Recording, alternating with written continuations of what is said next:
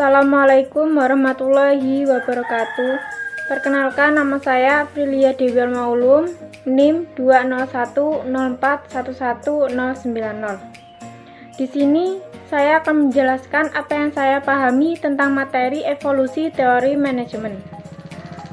Yang saya pahami, manajemen itu sangat penting dalam mengatur dan mengarahkan sekelompok atau sebuah organisasi, sehingga proses manajemen tersebut bisa terstruktur demi mencapai tujuan dan meraih keberhasilan perusahaan.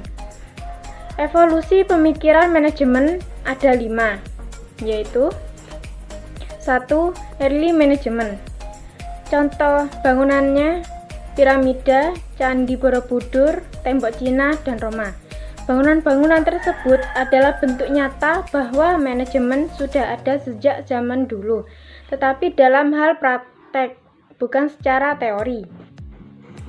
Dan kerajaan-kerajaan kuno di Indonesia juga melakukan praktek manajemen meskipun pengaturannya tidak sebagus pemerintahan zaman sekarang. Keadaan ini disebut tahap early management atau tahap awal manajemen. 2. Industrial Revolution, di mana Adam Smith mengeluarkan teori yaitu teori division of labor dan job specialization. Divisi of labor ini pekerjanya sudah ada pekerjaannya sendiri, sedangkan job specialization ini di mana setiap pekerja harus memiliki keahlian khusus dalam suatu pekerjaan. Yang ketiga, bureaucratic organization.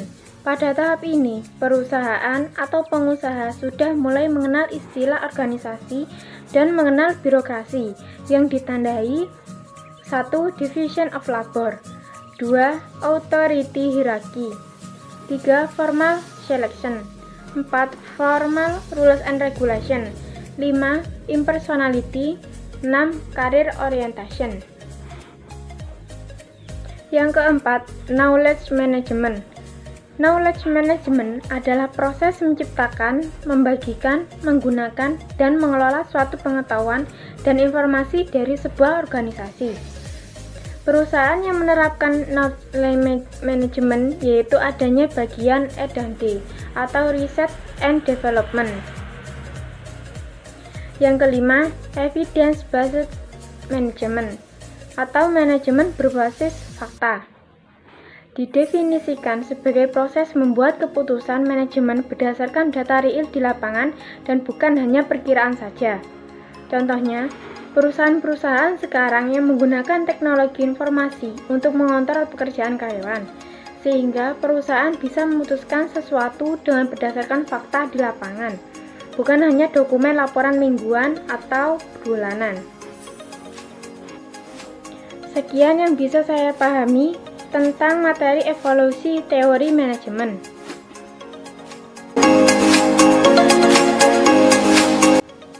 Saya akan menjelaskan apa yang saya pahami tentang materi manajemen. Efisien menurut Wibowo adalah menggunakan sumber daya secara bijaksana dan dengan cara cost efektif. Sedangkan efektif adalah membuat keputusan yang tepat dan dengan sukses mengimplementasikannya. Fungsi manajemen menurut Ernest Daly yaitu menyangkut planning atau perencanaan, organizing atau pengorganisasian, staffing atau penyusunan kerja, directing atau pengarahan, innovation atau inovasi, reporting, penyajian laporan, dan controlling itu pengarahan.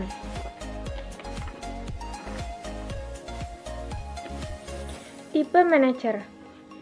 Tipe manajer yaitu first level manager, merupakan manajer yang berada di tingkat bawah yang bertanggung jawab secara langsung untuk produksi dan memasarkan barang dan jasa. Yang kedua, middle level manager, yaitu manajer yang berada di tingkat tengah, yang bertanggung jawab atas unit bisnis dan departemen utama. Yang ketiga, top level manager, yaitu manajer yang berada di tingkat puncak, yang bertanggung jawab untuk menetapkan tujuan organisasi, mendefinisikan strategi untuk mencapai tujuan, memonitor, dan membuat keputusan yang mempengaruhi seluruh organisasi. Keterampilan manajerial. Menurut Wibowo, conceptual skill adalah kemampuan untuk berpikir dan mengkonseptualisasi tentang situasi yang abstrak. Contohnya, merancang strategi penjualan dan strategi promosi, dan lain-lain. Yang kedua, human skill adalah kemampuan untuk bekerja secara individu maupun secara tim, termasuk kemampuan untuk memotivasi dan memimpin, dan lain-lain. Yang ketiga, technical skill adalah pengetahuan spesifik terhadap suatu pekerjaan. Contohnya, kepala pusat data dan informasi. Contohnya, kepala pusat data dan informasi Universitas Muhammadiyah Jember. Faktor penting yang perlu dihadapi oleh seorang manajer, yaitu 1. Konsumen. Konsumen itu pastinya selalu banyak keinginan atau kebutuhan, dan seorang manajer harus punya kreativitas supaya bisa melayani kebutuhan konsumen. Yang kedua, sosial media. Banyak masyarakat yang jual beli lewat sosial media dan banyak kemiripan produk-produk barang. Yang ketiga, inovasi. Mengubah suatu barang atau lebih tepatnya menambah kegunaan suatu barang. Contohnya, kursi duduk bisa diubah menjadi kasur tidur. Yang keempat, sustainability atau keberlanjutan. Perusahaan-perusahaan perlu adanya sustainability supaya perusahaan-perusahaan tersebut bertahan dalam jangka panjang atau dalam jangka lama. Contohnya, Bank BCA selain melayani simpan pinjam dan lain-lain, sekarang mulai melayani e-money.